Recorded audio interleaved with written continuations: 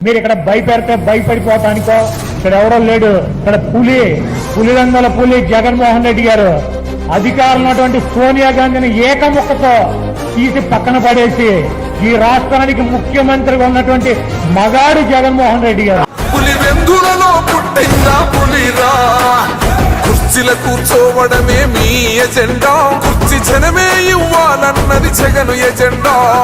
బలిరా బలిరా బలిరా